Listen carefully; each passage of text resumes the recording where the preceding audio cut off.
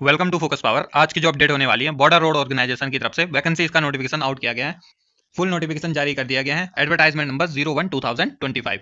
तो जो वैकेंसीज में शॉर्ट नोटिस आउट करे गए थे उसका ही फुल नोटिफिकेशन अब आपको यहाँ पे देखने को मिलेगा बॉर्डर रोड ऑर्गेनाइजेशन की तरफ से। यहाँ पे कौन कौन सी पोस्ट के लिए वैकेंसीज है? MSW कुक के लिए है, MSW मैसून के लिए, ब्लैक स्मिथ के लिए और MSW मैस वेटर के लिए यहाँ पे वैकेंसीज रहने वाली है। टोटल 411 पोस्ट पे वैकेंसीज है। कैटेगरी वाइज आप सेग्रीगेशन पोस्ट वाइज देख सकते हैं। सबसे पहले डिस्कस करेंगे वीडियो में कि कौन कौन कैंडिडेट इसमें अप्लाई कर सकते हैं, क्या एज लिमिट रहने वाली है, फिजिकल का क्राइटेरिया क्या है, रिटर्न एग्जामिनेशन के सिलेबस क्या रहने वाले हैं, प्रैक्टिकल के सिलेबस क्या रहने वाले हैं, सब कुछ डिस्कस करने वाले वीडियो में। लास्ट तक बने रहे। सबसे पहले इंडियन मेल कैंडिडेट केवल इसमें अप्लाई कर सकते हैं। अगर फीमेल कैंडिडेट वीडियोस देख रही हैं तो आप इसको वीडियो को शेयर कर सकते हैं। आपके लिए ये फॉर्म नहीं है, केवल मेल कैंडिडेट इस फॉर्म को फिल कर पाएंगे। वेबसाइट आप देख पा रहे होंगे marvelous.bro.gov.in। यहाँ से भी आप नोटिफिकेशन को डाउनलोड कर सकते हैं। बाकी हिंदी में अगर आप देखना चाहें तो ये इसका स्क्रीनशॉट आप ले सकते हैं। टेलीग्राम पे नोटिफिकेशन शेयर कर दूंगा। स्टार्टिंग फॉर्म की स्टार्टिंग हो चुकी है 11 जनवरी 2025 से।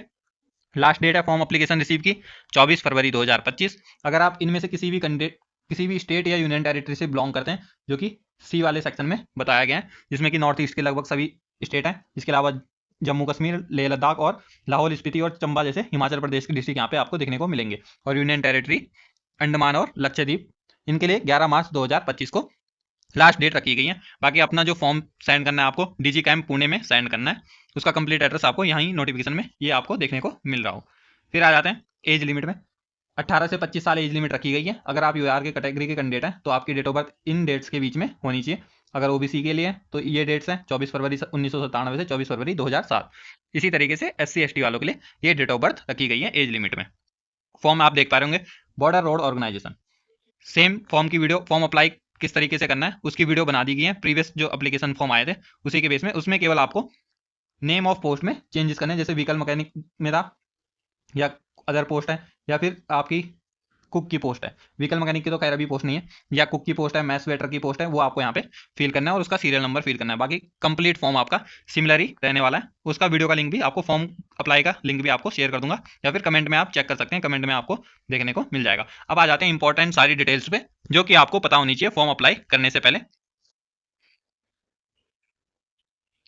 ओनली मेल कैंडिडेट अप्लाई कर सकते हैं, जो कि हम पहले भी डिस्कस कर चुके हैं। एज लिमिट में MSW कुक के लिए 18 से 25 साल और रिलैक्सेशन मिलेगा ओबीसी के लिए 3 साल का और SC ST के लिए 5 साल का। तो जिस भी पोस्ट में वैकेंसीज आई हैं, कुक में है, मैसून में है, ब्लैक स्मिथ में और वेटर में, सभी की एज लिमिट यहाँ पे सेम रहने वाली है 18 से 25 जनरल के लिए। बाकी सभी के लिए 5 साल 3 साल का रिलैक्सेशन देखने को मिलेगा। तो इसमें कोई भी वो नहीं है। फिर आ जाते हैं weightage of issuing of call letter. तो सब अगर आप BRO से संबंधित फॉर्म भरते हैं या फिर जानकारी रखते हैं तो आपको पता होगा ऑफलाइन फॉर्म भरे जाते हैं, और कुछ ही जो वैकेंसीज होती हैं उसके कुछ 10 टाइम्स हो गया या फिर 8 टाइम्स, इतने पे ही आपके एडमिट कार्ड जनरेट किए जाते हैं। तो एडमिट कार्ड जनरेट करने के लिए परसेंटेज का बहुत ही बेहतरीन क्राइटेरिया रखा गया है, जिसमें कि आप देख पा रहे अलग अलग क्राइटेरिया के बेस पे आपकी परसेंटेज बनती है। तो जैसे 10th बेस पे क्वालिफिकेशन है तो 10th की कितनी परसेंटेज है उसके बेस पे आपका एडमिट कार्ड जनरेट होगा। अगर उसके अलावा अगर आपके पास इनमें से कोई से भी सर्टिफिकेट्स हैं तो उसमें भी आपको इतनी परसेंटेज ऐड हुई देखने को मिलेगी। जैसे कि अगर आप स्पोर्ट्स से रिलेटेड है, आपने डिस्ट्रिक्ट लेवल पे खेला है, यूनिवर्सिटी लेवल पे खेला या स्टेट लेवल पे खेला है, तो आपको 5% का इजाफा मिलेगा। यानी आपकी 60% है 10th में तो 65% आपका माना जाएगा और 65 के बेस पे एडमिट कार्ड जारी किए जाते हैं। तो ये क्राइटेरिया होता है, तो वो आप यहाँ पे आराम से चेक कर सकते हैं। फॉर्म अप्लाई की वीडियो में मैंने प्रॉपर तरीके से एक्सप्लेन करा है जब फॉर्म आप भरेंगे। फिर आपका अप्लीकेशन फीस का 50 रुपये की पेमेंट होती है और SBI कलेक्ट से ही पे की जाती है। इसका भी आपका वीडियो चैनल पर देखने को मिल जाएगा, वो भी आप देख सकते हैं किस तरीके से आपको अप्लीकेशन फीस देनी है, जो कि UR कैटेगरी कैंडिडेट EWS के लिए और OBC कैंडिडेट के लिए रखी गई है। फीस 50 रुपये SC ST के लिए और PWD कैंडिडेट है, इनके लिए कोई भी फीस नहीं रखी गई है। आपको फीस वाले सेक्शन में ब्लैंक छोड़ना है। फिर आते हैं हाउ टू अप्लाई। तो एप्लीकेशन आप इंग्लिश और हिंदी किसी में भी अप्लाई कर सकते हैं, इसमें कोई भी दिक्कत नहीं है। अगर आप इंग्लिश में अप्लाई करना चाहें तो इंग्लिश में कर सकते हैं, हिंदी में करना चाहें तो हिंदी में अप्लाई कर सकते हैं। तो काफी बड़ा नोटिफिकेशन है, आपको इंपॉर्टेंट पॉइंट आपको यहाँ पे दिखा दूंगा। तो यहाँ पे भी मिनिमम 10 टाइम्स ऑफ वैकेंसी, तो जितनी भी वैकेंसी उसके 10 गुना पे एडमिट कार्ड आपके जारी किए जाएंगे। फिर आ जाता है क्वालिफिकेशन पे कि क्वालिफिकेशन क्या रहने वाली है। सबसे जो मेन पॉइंट है, एज लिमिट के बारे में हम डिस्कस कर चुके हैं, क्वालिफिकेशन पे आते हैं। सिलेक्शन प्रोसेस आपका सबसे पहले एडमिट कार्ड जनरेट होते हैं। अगर जिसके एडमिट कार्ड जनरेट हो गए उसके बाद आपको रिटर्न एग्जामिनेशन देना होता है। फिर आपका फिजिकल का और डॉक्यूमेंट वेरिफिकेशन होता है। फिजिकल के साथ साथ ही डॉक्यूमेंट चेक किए जाते हैं उसके बाद आपका मेडिकल का होता है, फिर आपका फाइनल सिलेक्शन के लिए रिजल्ट जारी किया जाता है। अब आ जाते हैं एजुकेशन क्वालिफिकेशन में। सबसे पहले कुक के लिए एजुकेशन क्वालिफिकेशन क्या मांगी गई है? मैट्रिकुलेशन यानी 10वीं पास आपका होना चाहिए।